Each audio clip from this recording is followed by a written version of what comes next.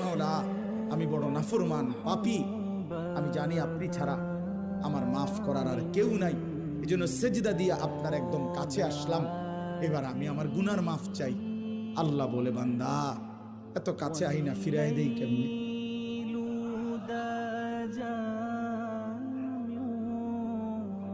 বলস কি বান্দা, দুনিয়ার কোন দানশীল তো দরজায় দাঁড়াইয়া কাকুতি মিনতি করলে দিয়া দেয়,